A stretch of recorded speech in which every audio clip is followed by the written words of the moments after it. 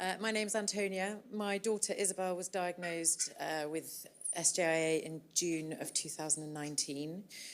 She was nearly 11. She didn't present with any joint involvement, so I know that made it difficult for our local hospital to diagnose her. She was a bit of a mystery. So after 2 months of talking about various viruses and Kawasaki disease and leukemia, they tested her ferritin, which came back at 35,000. Her CRP was 120 and her ALT was 94. She went for a bone marrow biopsy, which I don't really understand how it works, but she was then immediately put on a pulse of IV steroids and put in a high dependency unit. She was then transferred to Bristol Children's Hospital, and she spent 2 weeks there on a high dose of steroid pulse.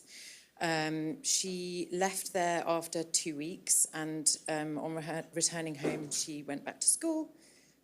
She became very steroidal. Cushing's syndrome was really strong. She lost her hair, and that was obviously quite distressing.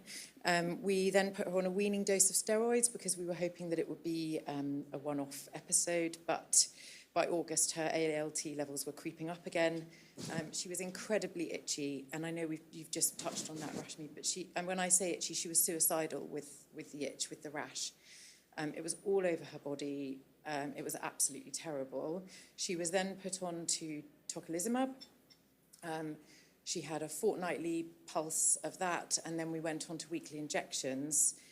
It just didn't work. She was well, but not well. It was sort of keeping her in a state of survival, I suppose, but that was about all. So 13 months after her original diagnosis, we moved her to anakinra. We were told that it was going to be her wonder drug, and so we were excited about that. It was not her wonder drug. She started really well on it, and we were quite hopeful, but then COVID happened. She contracted COVID, but she was already becoming more and more poorly, but then the regular blood tests didn't happen. Because we weren't able to go into hospital. So with COVID, we did a lot of Zoom calls to make sure that her breathing was okay. She did the walk test, can you run up and down stairs, that sort of thing. And we then went back into hospital in the December because her ALT levels had risen again, and she was unwell. So she had 2 rounds of IVIG. And we went back into hospital for 4 days. She was given a 3-day pulse of steroids, and we were sent home. It was very frustrating. My husband and I felt that steroids were just being used to sort of mask what was happening. We weren't really getting to the bottom of anything. Over the course of December, she became increasingly unwell. She went completely yellow. She became extremely breathless. And over Christmas, she was just incredibly poorly. Her doctor in our local hospital called me on the 27th of December and asked me to get a second opinion for her, and which I agreed to.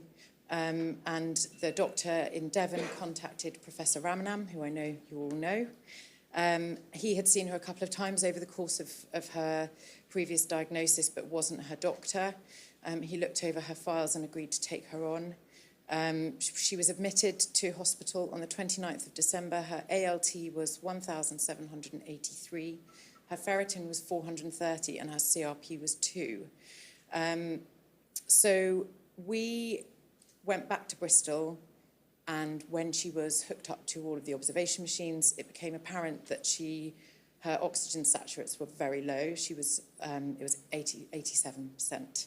Everybody was quite surprised that she wasn't blue, that her lips were a normal colour, but I think this had obviously been happening gradually, so her body had sort of got used to it.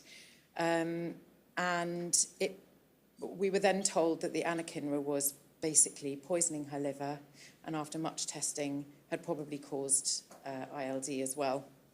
So she was immediately weaned from anakinra, put on high dose of steroids again. She had 2 blood transfusions, and then Prof. Ram did the high-cost drug referral for baricitinib, which she started as soon as she possibly could. After 4 weeks in hospital, Isabel was discharged with oxygen permanently at home. We were told that the likelihood was that she would need oxygen permanently. Fast forward 3 months, her oxygen levels were increasing. She could come off oxygen during the day, which meant she could go back to school as the country began to open up post-COVID. And on the 5th of August, so we left Bristol on the 29th of January, and on the 5th of August, we went back to Bristol and met with the pulmonary team and Professor Ramanam, and she was told that she could come off oxygen permanently, that her oxygen saturates were back up to normal levels. Sorry.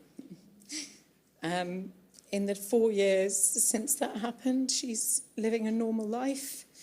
She's passed all of her high school exams. She's a cracking kid. She's extremely funny, very naughty, keeps us all on our toes. There are side effects. So she's 16. She's only grown to 140 centimetres, so she's extremely small. She does still suffer with rashes, so during her menstrual cycle, a rash will appear, but it's manageable. She has the occasional flare if she has contracted a virus or anything like that, but generally she's a happy, healthy, very petite little person. So, yeah. Thank you.